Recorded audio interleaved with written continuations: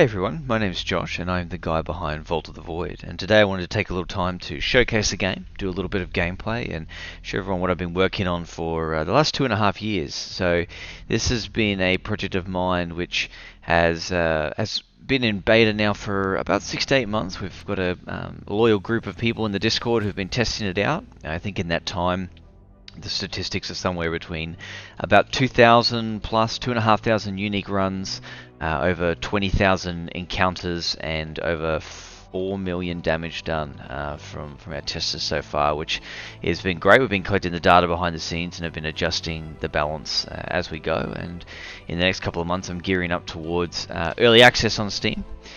A note on the beta, if you are interested, you can jump in the Discord, which is the link down below, and you'll be able to just request a key in there. Everyone should say hi, and I can jump in there and pass you a key when I'm online, and you're more than welcome to join in. So what is Vault of the Void? Vault of the Void is a roguelike deck builder, sort of similar to Slay the Spire, and Dream Quest, Monster Train, all the ones that you've loved and played before, except it's got a very different take to it. When I set out to make Vault of the Void, I had a few things in mind, and one of them was I didn't want to make it a deck builder. So although I refer to it as a deck builder, it really isn't. I come from a Magic the Gathering background, and constructing your deck is half the fun to me, and Vault of the Void incorporates that. So you'll gain cards on your run, and you're free to swap them in and out throughout your run as much as you please, as long as your deck always equals 20 cards. So with certain encounters, as you learn and play the game, you'll start to learn about monsters' abilities and tendencies and be able to switch your deck in and out to sort of help prepare you for the different encounters ahead. Also, I wanted the ability for players to make custom cards. The way that I implemented that is with a runestone system called void stones, so you can socket these void stones into cards, which gives them new powers. And the other thing I wanted to do was, I was hearing a lot of complaints from players about RNG and causing issues with runs, and how runs can be ruined by RNG, and so I wanted to try and take as much of that away as I can, but still obviously giving players that unique sort of random experience. And so I tried to keep this in mind. A lot of the RNG here is very visual. You'll always know what creature you're going to fight before you fight it. You'll always have a chance to swap it and change your deck before you enter that encounter. You'll always know what card you're going to be given for finishing a particular fight. So a lot of that information is presented to you up front so that you can make the decisions to hopefully lead to success. There's a few other things as well which I'll talk about, but I don't want to rattle on too much, so I'll just basically jump into a game. As of right now, we're on version 1.1.61, and I think as of right now we have 162 cards in the game, each with unique upgrades. And we have around 116 items, whether they're class items, merchant, cursed items, etc. You'll see a lot of stuff in the game has still got image coming. I'm still working through all that. It's hard tending to all the art needs and also all the development needs, but I'm trying to spread my time out as best I can. Alright, so let's jump in. I'll probably just do the first run, just the first floor, depending on time. But there is 3 floors in Vault of the Void. There's the first floor, the second floor, which are sort of similar. The second floor obviously scales up, and then the third floor, which is the Vault, where you'll have a choice between fighting 2 out of the 4 Guardians, and then if you manage to take them down, you can verse the Void himself. I'm going to play on normal difficulty. And as I go, I'm going to kind of explain the mechanics and the differences, because there is a lot of differences in Vault of the Void, and that's why I sort of stress to all the new players that come through, you please play the tutorial and the introduction, because there's a lot of stuff which is very different, and a lot of stuff which is very similar. So yeah, so at the moment we have 3 classes. We have the Hidden, which is like a rogue type character, the Daughter of the Void, which is more of like a kind of like a necromancer mixed with a sort of more of a heavy weapons sort of expert. She sort of hits hard, and but also uses a lot of corruption abilities and stuff like that. And then we also have the Enlightened, who is basically a time-bending monk who has the ability to sort of manipulate time through Future Strike, and playing cards in a correct order does certain things for him. So a lot of differences between the 3 classes. You can see that the 3rd class is we're still working through it, so I've got spec 1 and 2 at the moment, but the other 2 are fully fleshed out. So with the Hidden, which we'll do today, we've got a choice between a Bleed start or a Blade start. You can see my card mastery here is at 2 of 10. I'll explain what that means soon. I'm going to play Blade. which means this is my starting deck. These are my 20 cards that I'll have. My starting spell will be Ghost Blade. Every character has a unique starting spell and a starting artifact as well, which I'll explain. Occurrence triggers at 0 because although I make the game, not very good at it. So that's why I'm also playing on normal. But we're going to jump right in and you'll see what class mastery is. So first thing we're going to do is we're going to get our starting booster. So at the start of every run, you'll be given a booster, which will contain a bunch of cards which are useful. All cards, you can view their upgrades by holding control just to see what's coming up. So okay, if I do upgrade these, this is what is going to change for me. Please keep in mind that a lot of the card art is still holding as I continue to work through that. So I'm going to add those cards to my backpack, and then I can prepare my backpack. So this is what card mastery is. So every time you complete a run as a class, you'll have a chance to master one of 10 of their class cards. Mastering it just means that you get to actually add it to your backpack on your next run. So if I go choose a card, even if you haven't mastered any cards, you'll always have the option of adding a health potion. But you can see I've mastered 2 cards at the moment. I've mastered Nick and I've mastered Quickness. I used Quickness last run, so I can't actually use that one again. It's on cooldown, so I'll take Nick.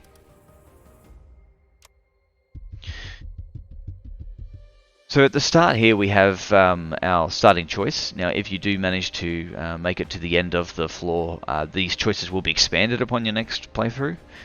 Increase max HP by 15% or gain an upgrade point. I'm going to actually select gain an upgrade point here.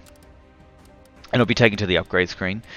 So I've got my cards in my deck right now. So this is my starter deck, as you can see. All my slashes, my parries, my 2 quicknesses, and my surprise attack.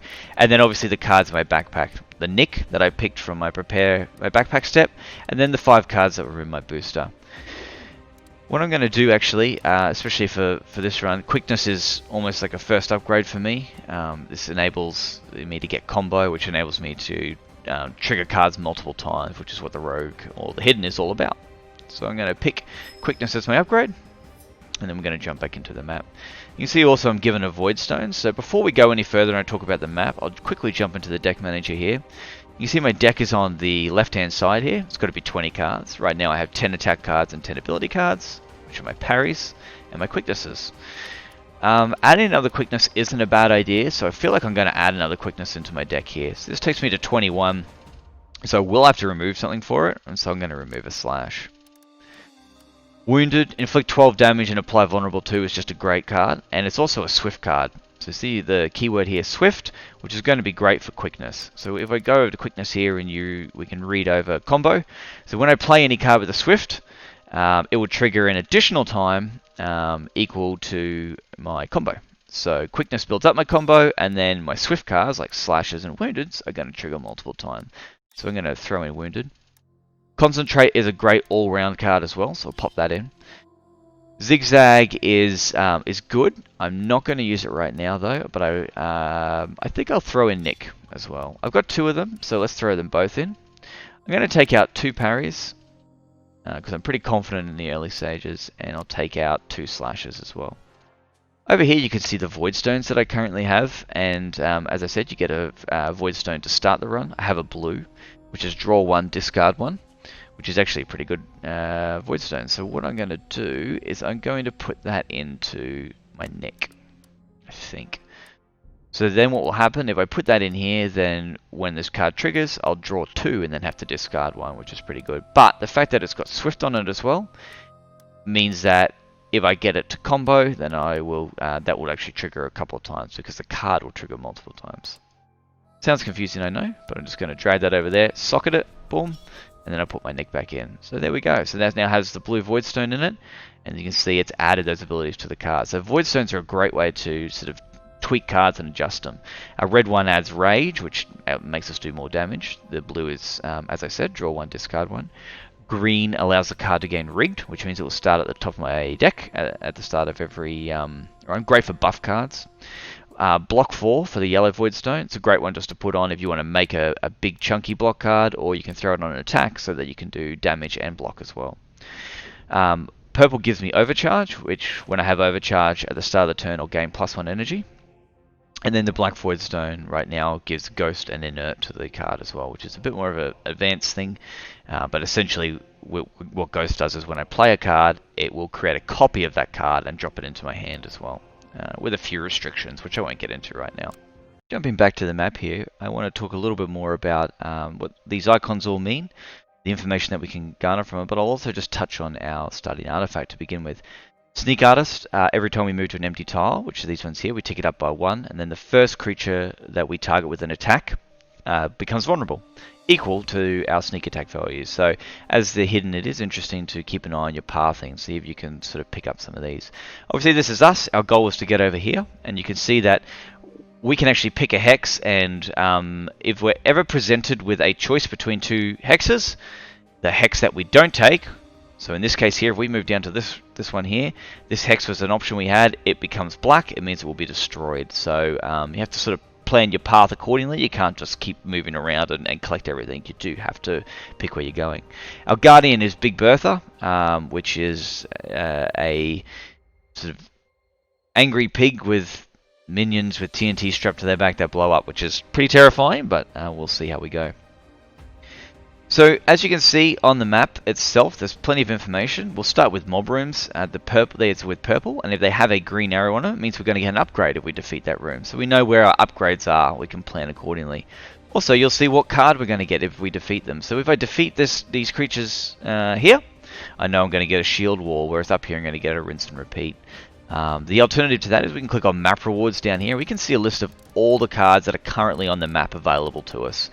And the other cool thing we can do is we can actually tag them. So right now, Swift Hand is a terrific card for a combo hidden run, because all Swift cards trigger +1 times. So I'm going to click on that so we mark it on our map so we can find where it is and head towards it. I really am a big fan of Backpedal. Natural 20 is great for applying some vulnerable, but if we click up here, we can already see we've got, I think we had a vulnerable card somewhere, or maybe we didn't.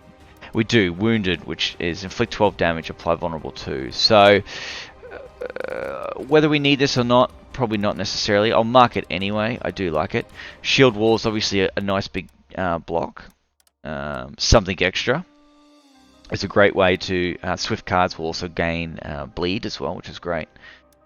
Bleeded Out's terrific if we're playing Bleed, but as you can see there is a few different options. I don't think we really want another Nick.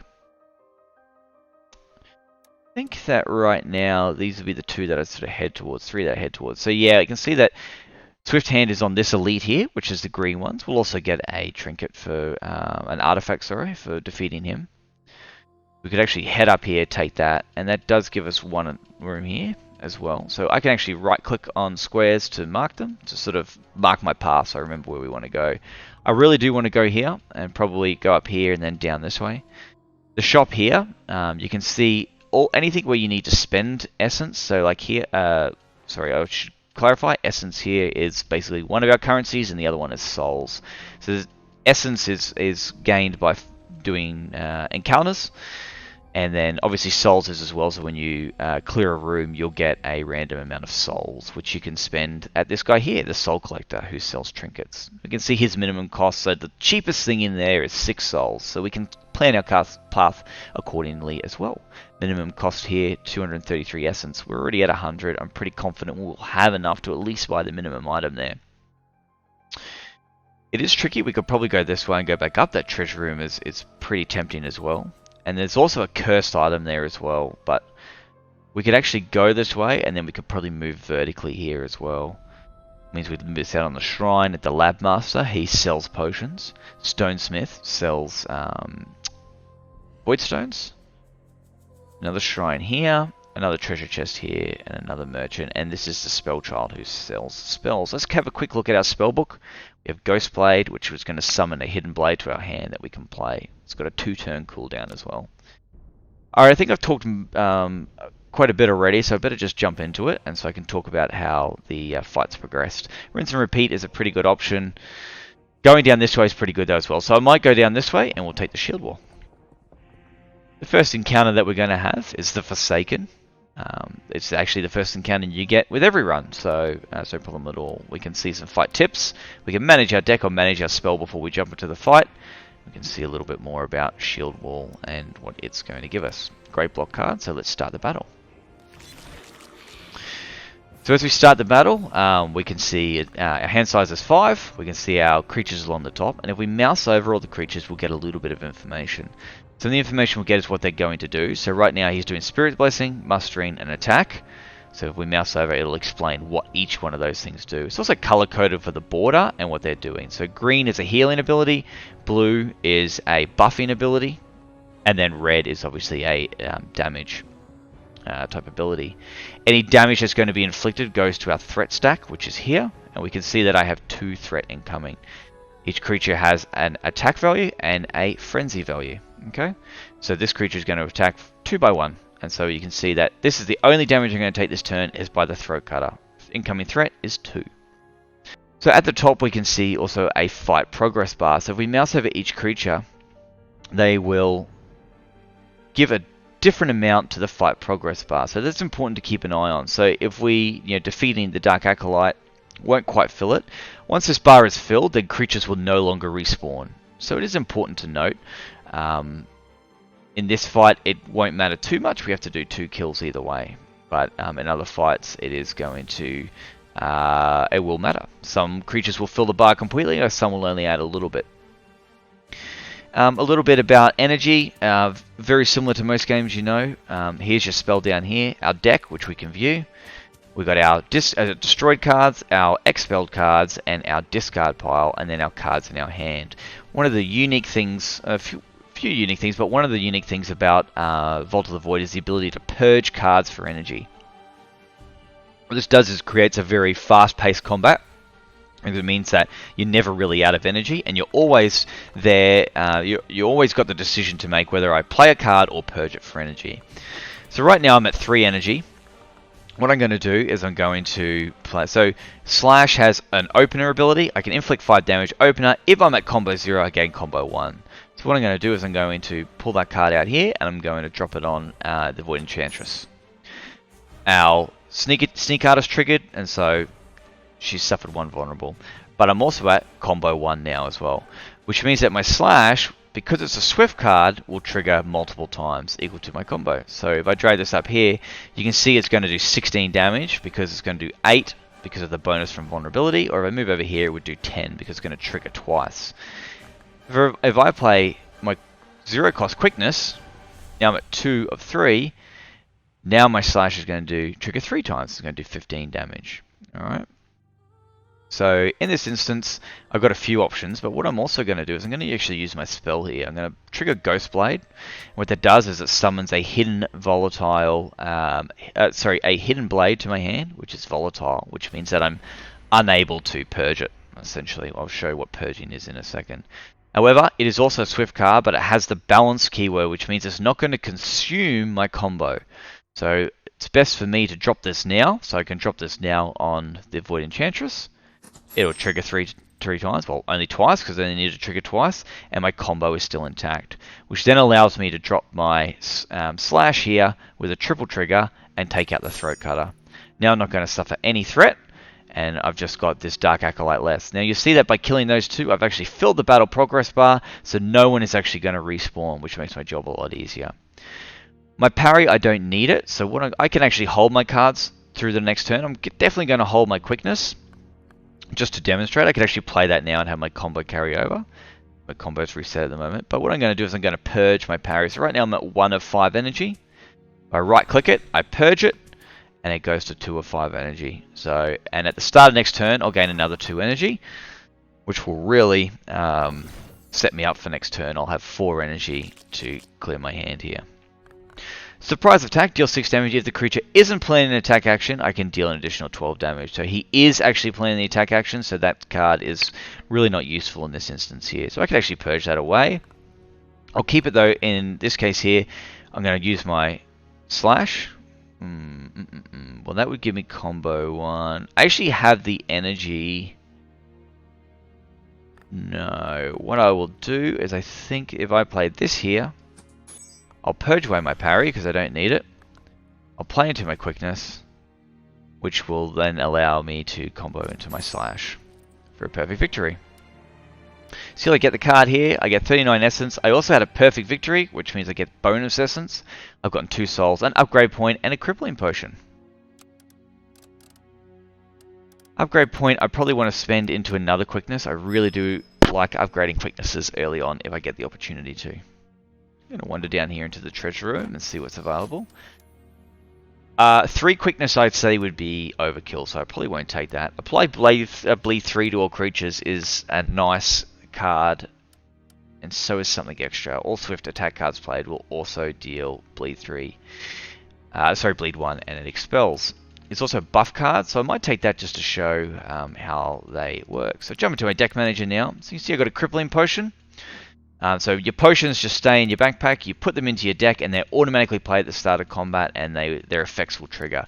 I'm going to save a crippling potion, because we absolutely do want to be using that on our Guardian, I think. Something extra is definitely going to be something I want in my deck, so I'm going to put that in, take out a slash, and I'm also going to take out a parry and put in a shield wall.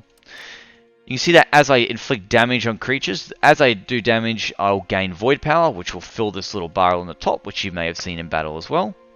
And that means I get closer to getting that void stone.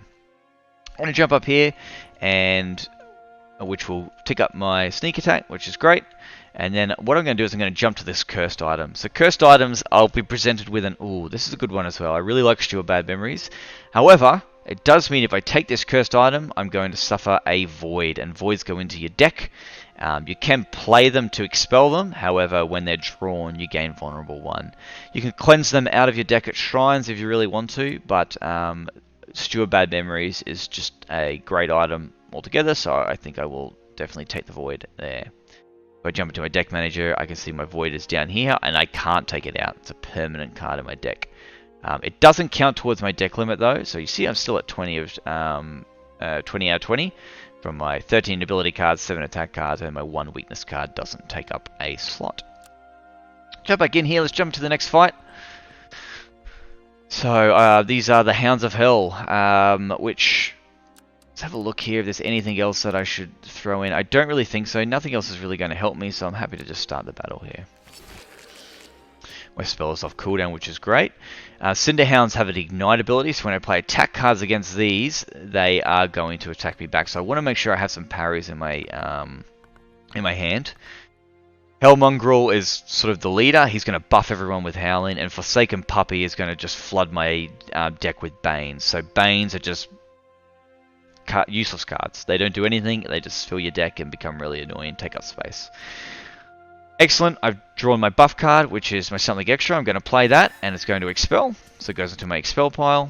It also thins my deck a little bit, but I also now, all swift attack cards played will also deal bleed, which means that my Ghost Blade will do the same. So I can trigger my Ghost Blade here, play into my quickness, and then double trigger probably on here. Get the vulnerable on him, and I also have put 1 point of bleed on him from the something extra.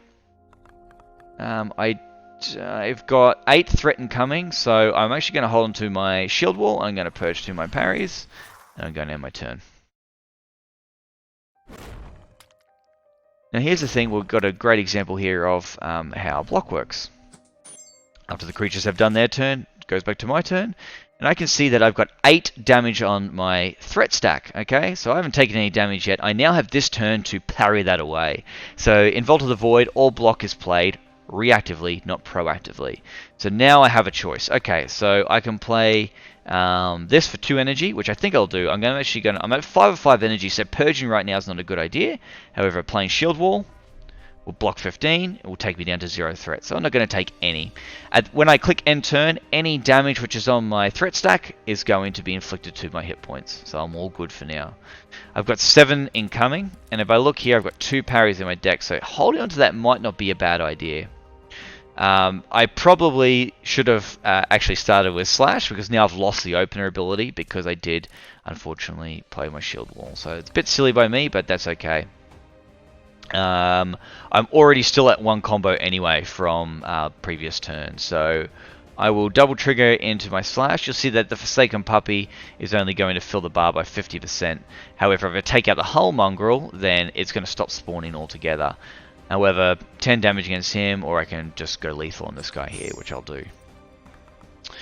You can see my bar filling up, my voidstone bar as I do damage, and I can see that the voidstone that I'm going to get next. Again, this is going into the controlled RNG. I know exactly what voidstone is coming, which is the red one, so I can start to plan where I might want to put that on which particular card. Because once a card does have a voidstone, that's it. It's locked in. If I play this slash against the Hellmonger, as I said, it's going to deal 2 damage, so I don't really want to do that. So I'm just going to throw double onto here, and thankfully my something extra is going to trigger off my slashes and do some bleed. Going to hold my parry, because here comes the damage. You can see the Hellmonger just cast Protective Stance, which has given everyone some fortitude. So I have to chew through that fortitude before I actually start dealing damage to their hit points. Super annoying. 5 damage on the stack. I'm going to parry that away. And again, a bit foolishly, because I should have played my slash to start off with, but that's okay. I'll go into quickness. So now I have a choice. I have my combo at 1 out of 3, and all 3 of these cards are going to double trigger. I am at 0 energy, so I do have some choices. First thing I'm going to do is trigger my Ghost Blade. Because it's balanced, I can trigger this nice and quickly, and though that going into that's probably not a bad idea. So I'm going to go that into that. Here's where I really do like the purging system. So right now I have 0 energy, but I can purge this, and then go straight into that. So it allows for fast card play and quick and precise action. So I wrapped up the fight with the hounds, and just jumping back to the map, I'm going to try and speed things up a little bit so I'm not just drowning on the whole time. However, I did pick up counter, which is block 2 each time an attack card is played, which is another buff card. You can see by that green circle there. Ability cards have a blue circle, and attack cards have a red circle. If you ever do want to sort things a little bit, you can as well. So if I just want to see my buffs, I can click on this to change it around, and also change the way that we sort. Thinning out is not bad. I could probably hit the shop then as well, and I can show you how the map works when you're faced with just a single avenue out. So the Sisterhood, we want to be pretty aggressive here actually. Yeah. Alright. We should be okay. So, Holy Fire. So, killing one of these is going to wrap up the fight, as you can see at the top there. Filling up our battle progress bar. However, these girls do scale very quickly. They gain 1 frenzy at the start of each turn, so we want to be as quick as we can. I'm going to start with a slash. They also heal for every attack we play. So it does mean you kind of want to use bigger attacks rather than little hidden blades. However, I am going to use my hidden blade here for 6 to just take a little bit off. With my double trigger, I feel like that is probably the best. Oh, Nick is an ability card. Silly me, of course. So, yeah, combo only triggers swift attack cards, which Nick is not, unfortunately. Which is still good, so I've got the 3 bleed on her, so that will tick down. And then I will double trigger my slash into that. I'm going to purge 2 of these parries. I've got 6 threaten coming, but I'm confident I should see another parry come out, hopefully. They're going to inflict a burning debuff. I'll suffer a threat at the start of my turn equal to my burning. And I can reduce my burning by playing attack cards. It's like ducking and weaving, I guess. Counter finally comes out. This would be a great target for a green Voidstone if I ever get to get it. So now I'm going to block 2 for every attack card play, which is going to be great for this. Again, stupidly, I didn't play my slash as my opener. However, not quite going to get lethal here, which is a worry. Not much else I can do though. However, it is going to block 2 from that buff. I can throw that and I'll purge that as well. So as you can see, as you become sort of familiar with the fights, you can sort of tailor your deck a little bit as well. Sideboarding is very important. But also, the fight does tend to go relatively quickly because of the speed at which you can play and purge cards. There's no sort of waiting around. Double play that into that there to go lethal on her. Go 18 there. Gonna take some damage.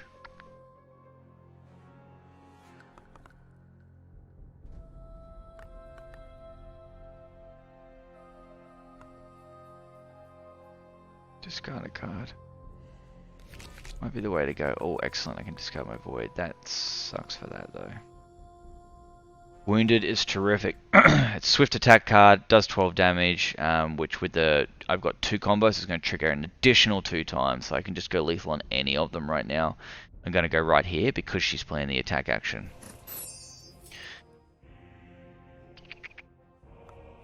I can then purge that and play that. And I'm going to take a pip of damage there, but unavoidable. I think that was probably the best way out of that. Something extra I'm not actually going to worry about because I'm so late in the fight. I think, yeah. One day I'm going to remember to play my slashes before anything else. The opener ability only triggers if it's the first card I play, so that's why that's not going off. So opener, I get combo 1. Now I can go into that. And then double trigger on that. 40 essence, I didn't get a perfect fight. 2 souls, and I got thinning out. I actually don't mind thinning out in this case because it will allow me to get rid of my voids. So we'll put that in. I don't want to take out a parry for it. I'll take out a slash. Red voidstone for rage would be good in a double trigger card. Something like a slash would look good with that potentially. Yeah, I'm gonna put that on a... I don't like putting stones on slash, but... Wounded's good, but it's also... I might save it. Actually, I will save it because we've got backpedal coming up. As you can see right here, I've got 2 choices on where to go, and this is where the actual rules do break a little bit. I will turn off the map rewards for backpedal so we can see. So if I do go up here, it does mean that it won't destroy this square because it is my only way out. So it is a way of sort of the way you learn, the more you learn how movement works on the map, the more you can sort of use it to your advantage. So I'm going to jump up to the shop here, see what it has. You can buy cards here at regular or upgraded value. You can see right now we have 324, so we can only buy these bottom row here at our regular pricing. Surprise attack we've already got. Wounded, which is a terrific card, obviously with combo, which is really good, and Killing Blow, which is a one energy heavy attack, 15 damage, but we do suffer a daze card. I think I'm gonna go with Wounded. I'm happy with that. Deck Manager, we'll put Wounded in. No, I'm gonna hold off, and I'll take a slash out. I'm getting pretty high cost here, but I think I should be okay. We'll see how we go. Still don't have any other spells, so let's go into this fight here. Infecti, so this is another one where we want to try and go as quickly as possible. They become stronger the more the fight goes on. They actually put infection cards like this into my discard, and as they get drawn out, they're all going to get buffed. So we want to try and get through these guys as quickly as possible. Each one of them adds 60% to the battle score up here, so kill order isn't too important. We do have to think about our sneak attack though. I am going to... So Fester is they increase their max HP. So I want to try and probably go for one that isn't festering. Play my slash early to get my opener triggering off. Then I'm going to go into Hidden Blade. So I'll put in that and then I'll double trigger Hidden Blade. Focus firing is the way to go with this fight. Absolutely. Concentrate for 2 energy and then purge that for 3 energy, which means next turn I'll have a full 5 energy to play with, which is going to be handy. Get a respawn here. Their infected card.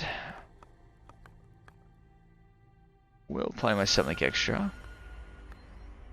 And then going this into Wounded is going to be really strong. However, it will go lethal, but I'm going to take 4 damage, which I'm actually happy to do because it's not going to give me enough energy to deal with anything else. So I'm going to pop that one there. I got 4 threat incoming, 2 parries. I'll actually hold on to that parry.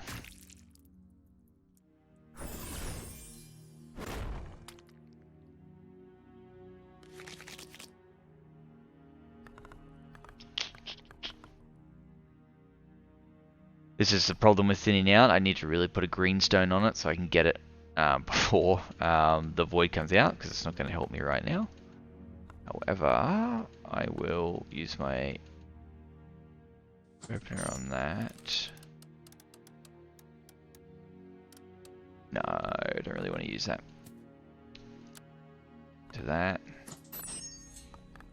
I just got the black void stone, which is nice. Now I'm working towards the purple. Parry there. Purge that. Discard there. Got 4 incoming, so I'll sit on that.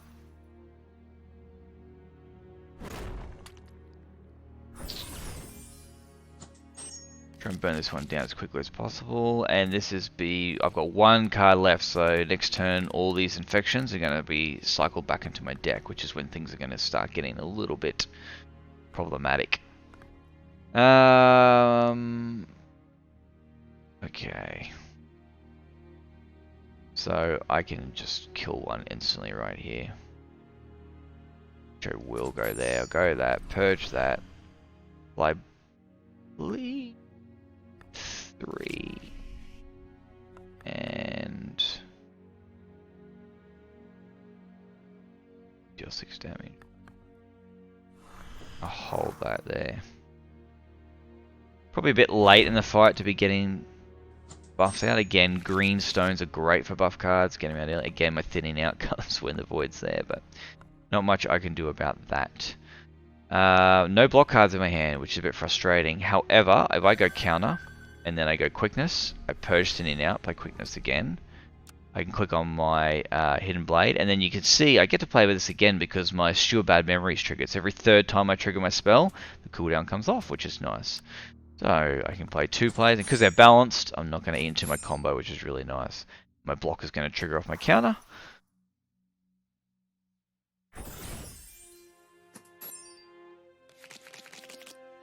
We should, so double infection coming out, but thankfully I've only got the 1 left to go here, so it shouldn't be too much trouble. Play bleed 3, draw 1, discard 1, I'll discard here. But blue is probably not the way to go for that card. Now that I realise there won't be multiple triggering. That was a silly mistake by me. My backpedal. Now I can go into this elite here. Yeah, I really do like backpedal for a redstone. Take something out. I think the Nick Bluestone is not a great choice, but that's okay. Black Voidstone, so this is going to create a ghost version of a particular card. Trying to think what I would like to do with that. I actually think I'm going to go with a 0 cost quickness for that stone. And I'll show you why soon. We are fighting the Corpse Beast. This guy gets stronger every single turn, so I could throw my Crippling Potion in, but I feel like my deck's pretty aggressive. I should be able to handle him. Hopefully, okay. One of the things about Vault of the Void is you get to actually get your artifact at the start of the fight. Crystal Lake Hand-Me-Down is no good for us. We don't play heavy cards at all. Clockwork's great. Every 6 card played is returned to your hand instead of your discard. And Potion of Sorcery, drinking any potion restores 8 HP. The 8th time this triggers, heal an additional 8. A little Terry Pratchett reference for those who picked it up, but we'll go with Light Clockwork for us.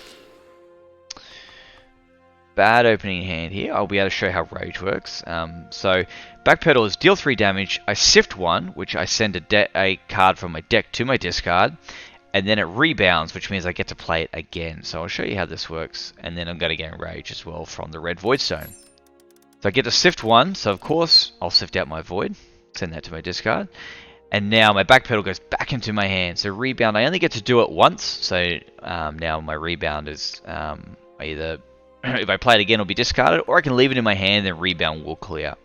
Rage is, oh, it's mislabeled here. I need to change the tooltip. We've got Fury and Rage. They are the same thing though. And I'm at 25% right now from that red Voidstone, which means I'm going to do an increased 25% damage. So you can see all my cards here are buffed up a little bit. He is also vulnerable, so this is actually going to be pretty nice. If I go, again, ideally I should have opened with that, but I'll go with this, and I will continuously never learn. I can go back into that. I will throw away, honestly, probably my thinning out. I should have taken it out anyway. It's probably not quite necessary, and purple stone coming. I'm going to play my hidden blade here, and I'll get a double trigger off there. Also, if you ever need to see sort of what's going on, you can press tab to view the combat log, and it will sort of fill up as you go. I'm 1 of 3, so I'll go with this, and then I'll go with this. So that's a pretty good first turn. And you can see that like clockwork is ready to go, so the next card I play is going to bounce back to my hand, so it's really important to keep in mind. It's always a good idea to keep an eye on what's going on over there. 12 damage.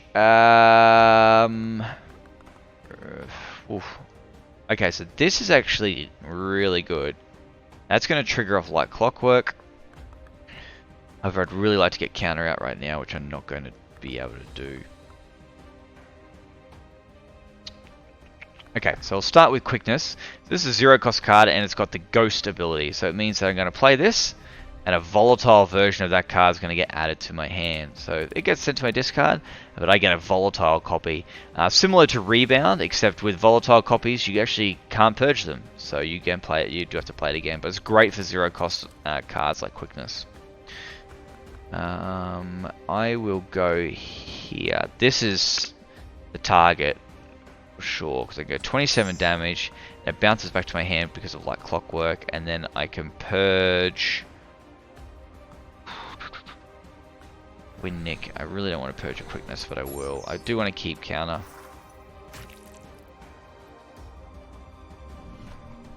Have to take the damage, unfortunately. 2 dazes, which he just inflicted. When the creature does dazes, they go to the top of your deck. So again, super unfortunate that they're going to be there. But no damage this turn, which I feel like is now is a turn to get counter up, which I will. Stack 1. And stew a bad memory. No, I'll leave that. Actually, wouldn't have been a bad turn to trigger that. Dazes will be automatically discarded at the end of my turn. Again, you can't purge dazes. We have our counter up, so playing attack cards is going to block, which is going to be really good here, because what we're going to do is I'm going to go slash. Oh, it wasn't a combo 0. That was the wrong order. It was definitely the wrong order.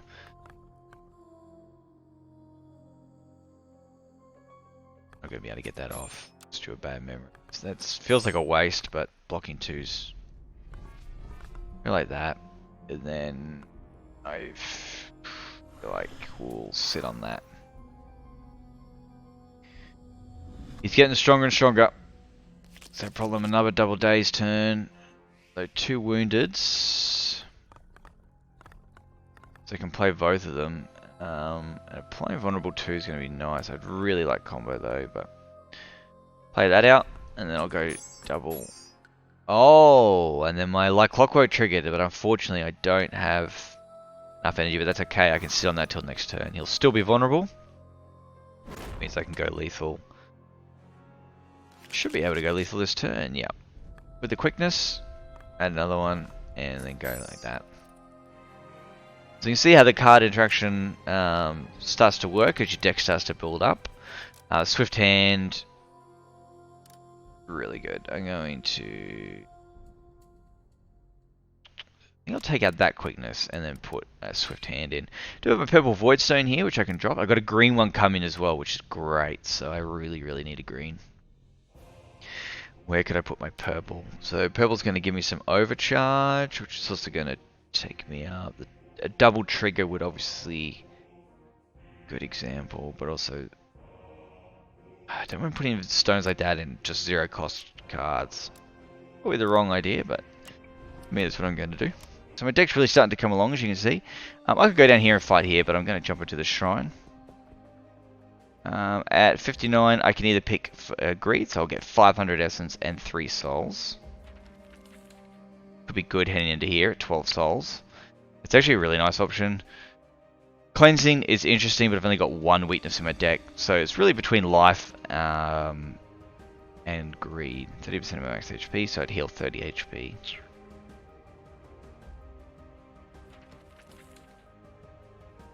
what I'm going to do is I'm going to take greed and I'm going to go the greedy route here. So we're going to visit our friend the Soul Merchant. You see us still working on some of this artwork here, but he only sells artifacts. And you can see we've collected 15 souls so far, so we've got a few different options. We can get 2 health potions.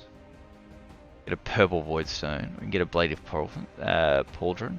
Unfortunately, I can't afford book. Book is a terrific artifact. You'll start all fights with energy as maximum. Actually, Sugar Rush is really good as well. The first is the HP loss is reduced by half. Yeah, take Sugar Rush. It's like a good way to go. And I'll buy 2 health potions as well, so I can show you how the health potions work. Okay, so I jumped into the treasure room and I picked up Mithril Blades, which I also got an upgrade point from the treasure room, so I put it straight into Mithril Blades. Another terrific card, really want to get that in my deck. I got lots of buff cards in here now, but it's going to be great. So I'm going to take out a Slash. You can see I'm stacking potions here. I've got Crippling Health and Draw Potions. We're probably going to blow them all on this guy here. There's no limit to how many potions you can use. I'm going to jump down here to the Spell Child. As you can see with my essence, I can actually pick up and use spells. So Scavenge is a really good one. But I just click it and I add 1 random potion to my backpack. It's got a long cooldown though. Boil Blood, Suffer Burning 6, Gain Rage 50% is another really good one. I'm not sure if either of these are going to replace my starting spell. Right now I'm going to pick Scavenger just so I can show you can actually switch between your spells at any times. So I'm going to keep my Ghost Blade for now. In fact, Scavenger's really quite good with Steward Bad Memories. You get some fights that go on a long time. Right now I can be a bit gamey here, and I can jump down here to bump up my Sneak Artist by 1, and then I'm going to go into the Guardian.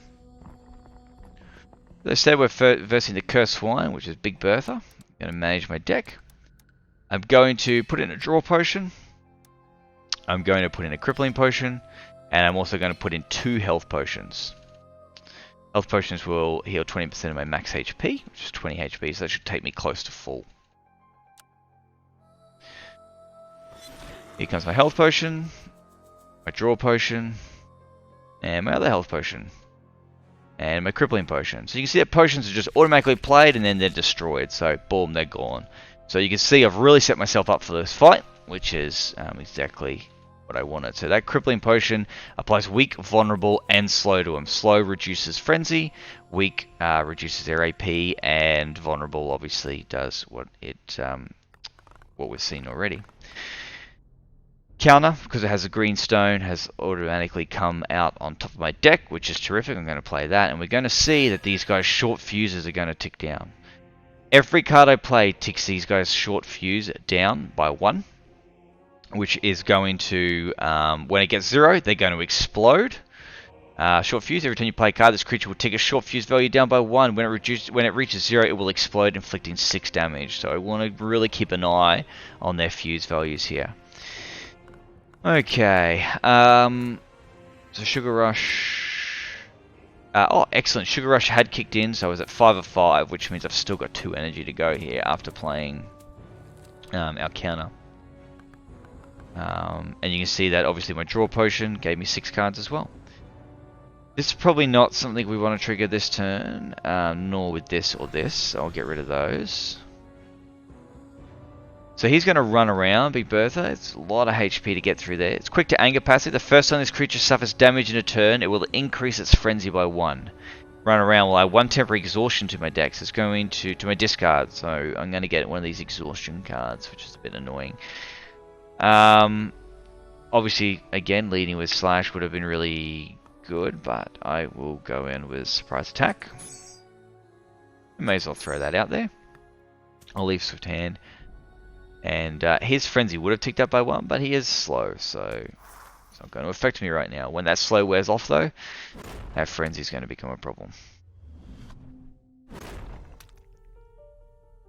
Just a 2 damage right now. Okay, I've got some options here. Mithril Blades is just a terrific card in general. All Hidden Blades will trigger +2 times. Okay, so I'm going to play that out now. It's upgraded.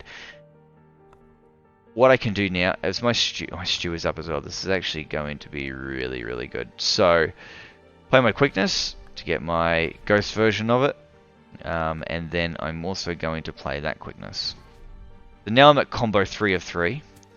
I'm going to trigger my Ghost Blade ability, which is going to give me my Hidden Blade, which will now trigger that 1 time, 3 times for combo, and then plus 2 times for Mithril Blade. So it's going to trigger a total of 6 times, which is lovely. And then I can trigger it again because of Stew, and I triggered it on the wrong creature. There we go. So that's a bit frustrating. However, I am going to need to deal with those guys soon before they blow up.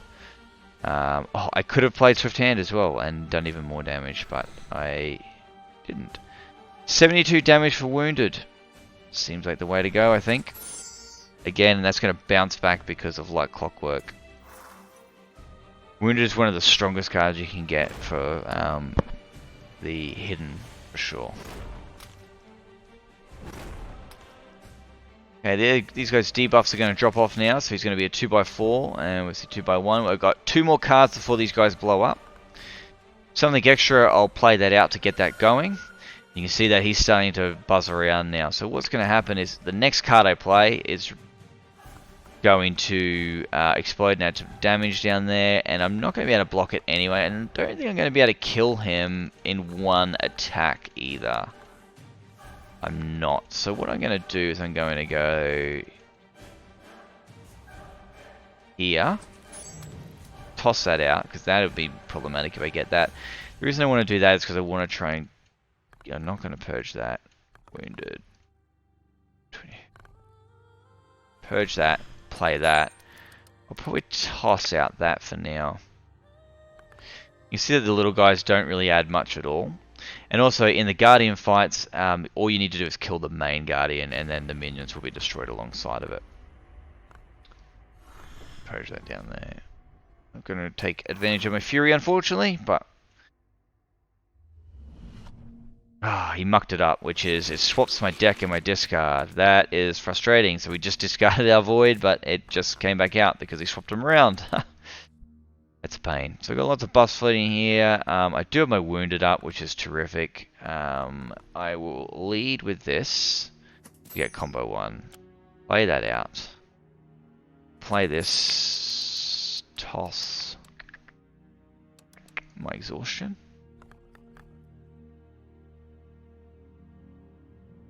Trying to stack my... I don't need to parry anything here, so I think I've miscalculated my energy here. Play that. Bounces back to my hand. I think I'm going to be alright. 54 damage. No, I'm not. I did miscalculate my energy by 1. But unfortunately, he's going to live 1 more turn.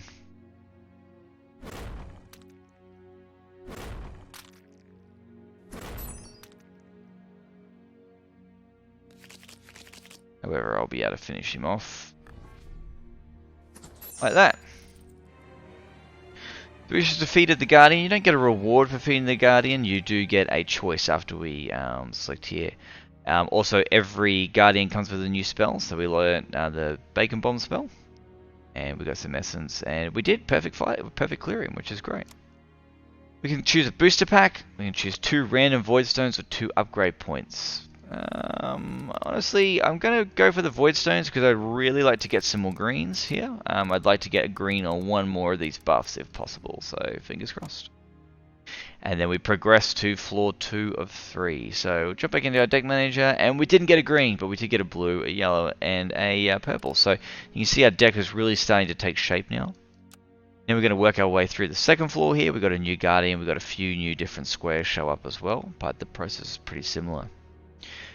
So with that, I'm actually going to leave it here on this floor. This has been going for about an hour, and I've been talking through a lot of it. It's been a little bit slow moving with me trying to explain the mechanics, but hopefully you like what you see, and that you can see the differences that make Vault of the Void, I think, somewhat unique and a pretty interesting and compelling game experience.